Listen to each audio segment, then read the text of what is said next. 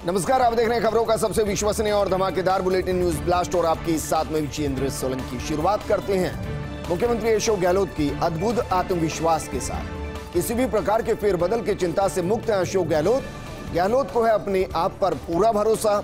अगले 2 साल मुख्यमंत्री रहते हुए 2023 का चुनाव जीतने का भरोसा। अब 2 अक्टूबर से पूरे तौर पर फील्ड में उतरेंगे मुख्यमंत्री अशोक गहलोत और राजस्थान का चप्पा चप्पा छानकर जनता के दुख दर्द दूर करेंगे मुख्यमंत्री गहलोत। इस स्टेज पर गहलोत के इस आश्चर्यजनक आत्मविश्वास से हर कोई हैरान है। शायद सोनिया गांधी, राहुल गांधी, प्रियंका गांधी से गहलोत का कोई सीक्रेट संवाद हुआ है। छत्तीसगढ़ के विपरीत राजस्थान में 2.5 साल का कोई फॉर्मूला ना होने के बाद पहले ही सोनिया गांधी कह चुकी है। ऐसे में पायलट को राजस्थान के बाहर एआईसीसी में मिल सकती है कोई महत्वपूर्ण जिम्मेदारी। फिलहाल अगले 4-5 महीने विधानसभा चुनाव तक वो प्रियंका के साथ पश्चिमी यूपी में प्रचार करते दिखाई दे सकते हैं। अलबत्ता मंत्रिमंडल और राजनीतिक नियुक्तियों में जरूर होगी पायलट समर्थकों की सम्मानजनक भागीदारी।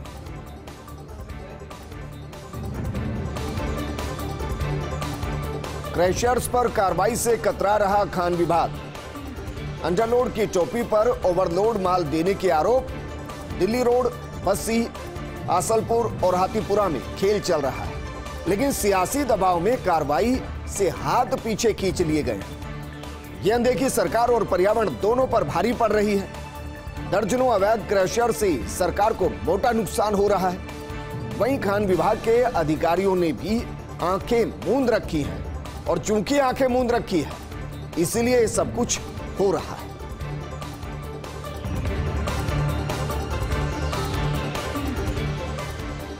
जब शिक्षा मंत्री के पहुंचते ही गूंजा वंडरफुल वंडरफुल। दरअसल शिक्षा मंत्री डोटासरा आज पहुंचे थे शिक्षा संकुल। प्री डीएलएड परीक्षा का परिणाम जारी करने के लिए शिक्षा संकुल गोविंद सिंह डोटासरा पहुंचे थे, लेकिन कल प्रदेश भर में रीट के सफल आयोजन पर सभी ने उनको बधाई दी। अचानक एक अधिकारी ने शिक्षा मंत्री को बोला, सर वंडरफुल। फिर क्या था, पूरे सभागार में सफल आयोजन पर गूंजा वंडरफुल वंडरफुल। सभागार का ये दृश्य देख शिक्षा मंत्री भी गदगद नजर आए।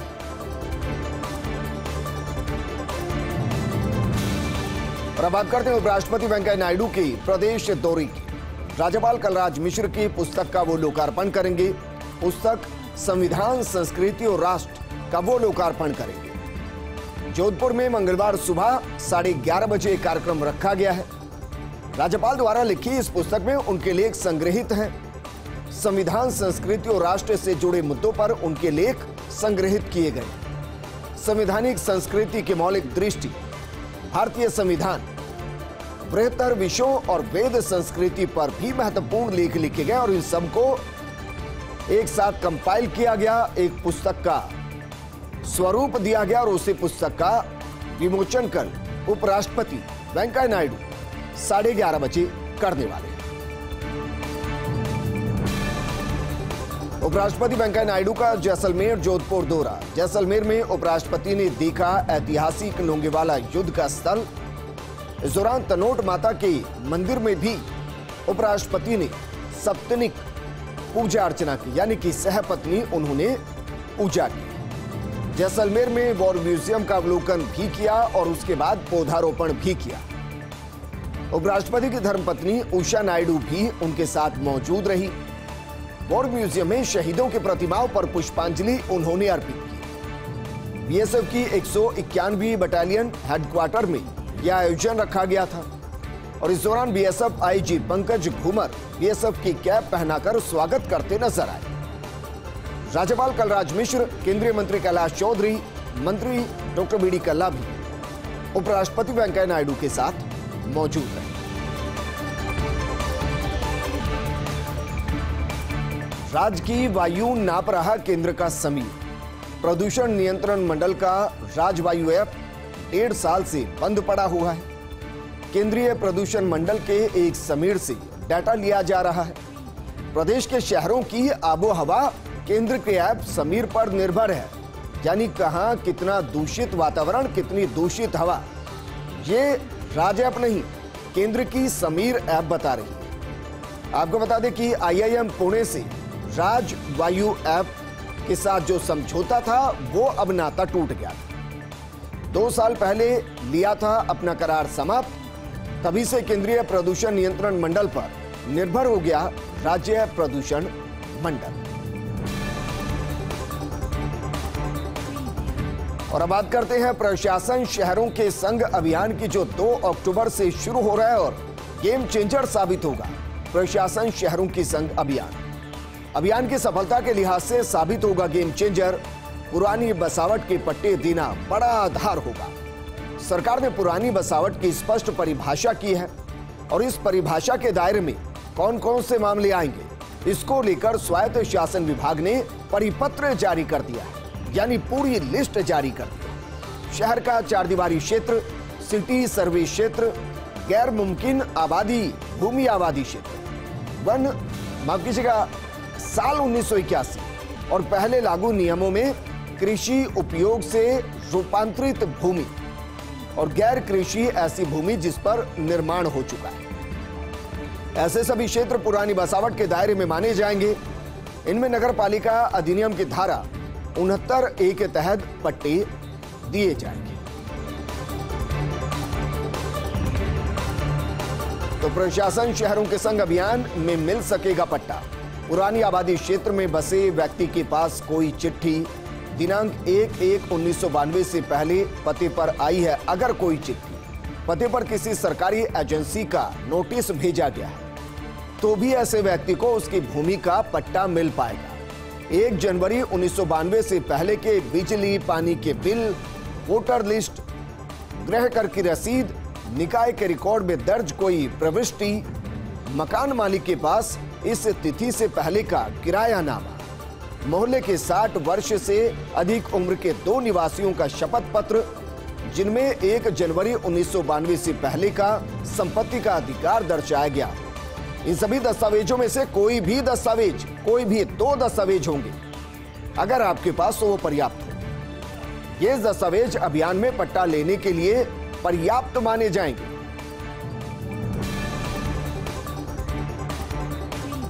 गोवा के लिए 3 अक्टूबर से शुरू हो सकती सीधी फ्लाइट। गो फर्स्ट एयरलाइन शुरू कर सकती सीधी फ्लाइट। फ्लाइट संख्या G8701 जयपुर से सुबह 9:25 पर रवाना होगी। सुबह 11:30 पर फ्लाइट पहुंचेगी गोवा एयरपोर्ट। हालांकि सप्ताह में केवल एक दिन रविवार को यह फ्लाइट संचालित होगी, यानी कि आप गोवा से अगर सीधी कनेक्टिविटी चाहते हो तो आपको कम से कम 1 सप्ताह का टूर बनाना पड़ेगा। वहीं जयपुर एयरपोर्ट से आज से शुरू हो रही इंटरनेशनल फ्लाइट्स। दुबई के लिए करीब 1 साल बाद शुरू होने जा रही फ्लाइट। एयर इंडिया की फ्लाइट AI 941 जयपुर से दुबई रवाना होगी। बोइंग 787 ड्रीमलाइनर विमान से संचालित होगी ये फ्लाइट। 335 सीटर इस विशाल विमान में जाने के लिए एयरपोर्ट पहुंचने लगे हैं यात्री। हालांकि आज पहले ही दिन रैपिड PCR टेस्ट के लिए अव्यवस्थाएं नजर आई।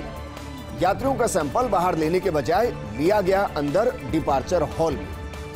विमान में बैठने से पहले एयरपोर्ट पर कोरोना जांच करवाना जरूरी है।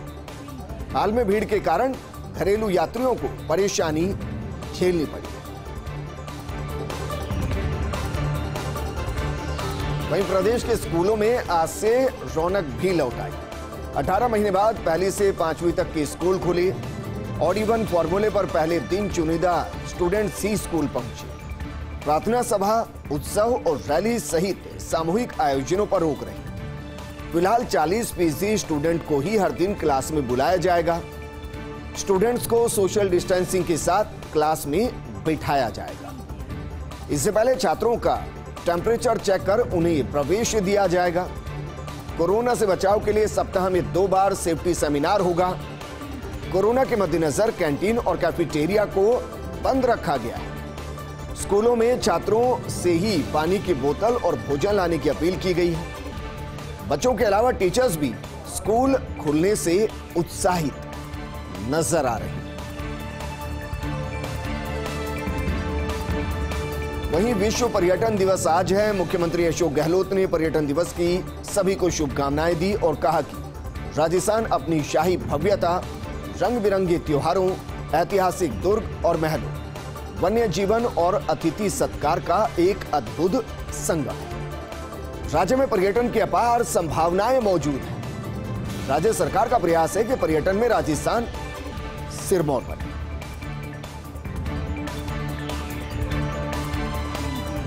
वहीं देश प्रदेश के पर्यटन स्थलों पर आज कार्यक्रम आयोजित होते नजर आए। जयपुर के आमेर में आज सुबह आयोजित हुई हेरिटेज वॉक। हाथी स्टैंड से पन्ना मीणा के कुंड तक हेरिटेज वॉक संपन्न की गई। पर्यटन स्मारकों पर पर्यटकों को रंगीन मास्क का वितरण किया गया। आमेर, जंतर मंतर, एल्बर्ट हॉल और हवा महल पर यह वितरण हुआ। स्मारकों पर शहनाई वादन, लोक नृत्य और संगीत के कार्यक्रम होते नजर आए। 29 सितंबर तक आयोजित होंगे लोक नृत्य संगीत की कार्यक्रम।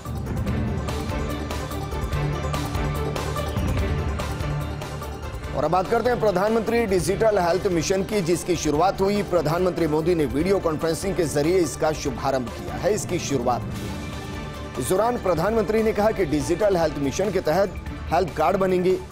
हेल्थ कार्ड में हर व्यक्ति की हेल्थ का पूरा रिकॉर्ड होगा। 21वीं सदी में देश के लिए आज का दिन बेहद अहम है। स्वास्थ्य सेवाएं मजबूत करने का अभियान चल रहा है। पूरे देश के अंदर आज से मिशन शुरू किया जा रहा है। गरीबों के इलाज में होने वाली परेशानी दूर होगी।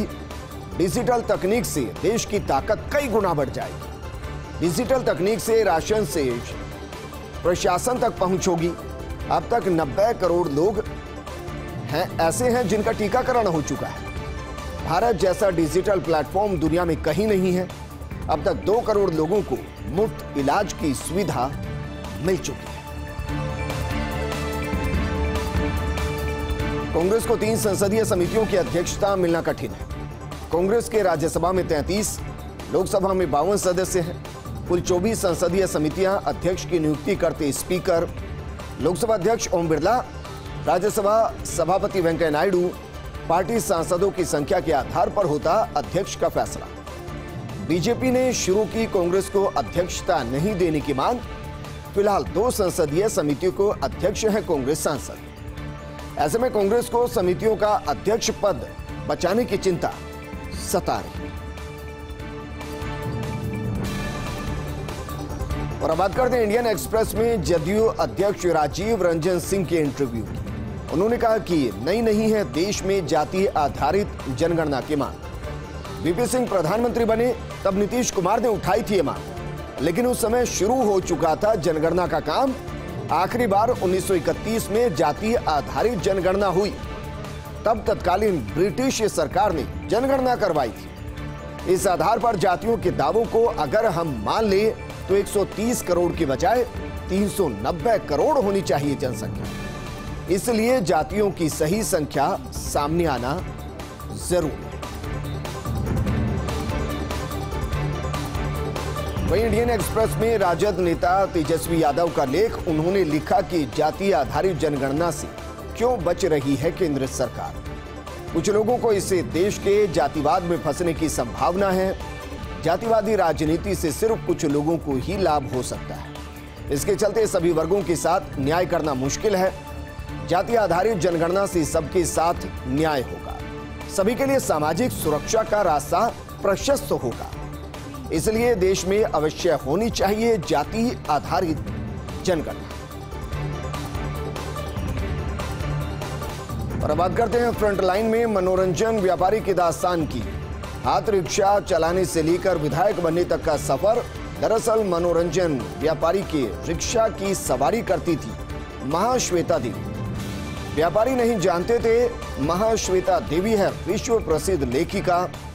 महाश्वेता देवी ने पत्रिका वर्तिका में छापी व्यापारी की कहानी और इसके बाद स्कूल में रसोइये की नौकरी उनको मिल गई और इसी नौकरी पर रहते व्यापारी ने लिखना शुरू किया।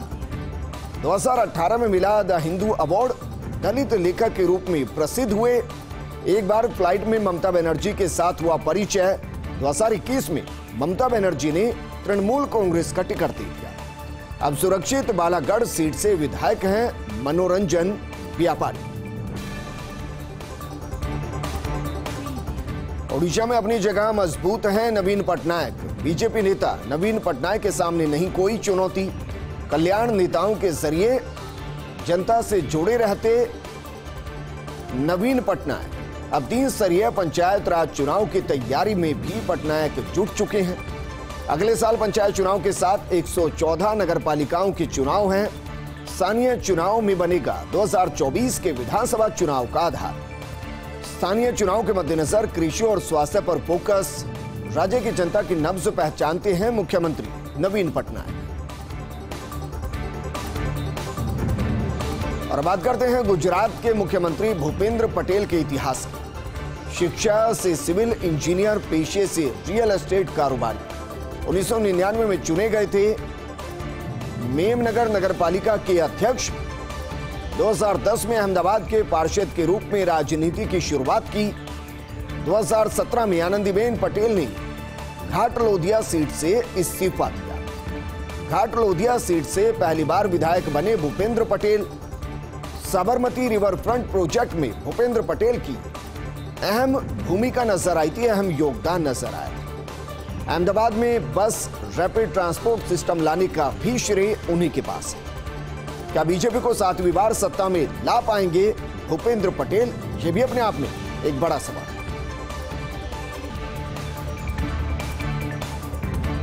सवाल यह भी है कि सोनिया गांधी की वर्चुअल मीटिंग का रिजल्ट, परिणाम क्या निकला?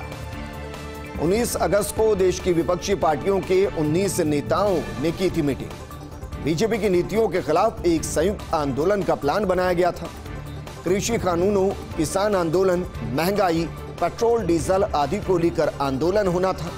लेकिन ना तो कांग्रेस और ना ही विपक्षी पार्टियां अभी तक कोई आंदोलन कर पाई। जैसे जैसे 30 सितंबर की तारीख आ रही है नजदीक, वैसे वैसे ये दिखावा साबित हो रहा है और सारी विपक्षी पार्टियां अपनी अपनी राजनीति कर रही। कांग्रेस आंतरिक मसले हल कर रही है।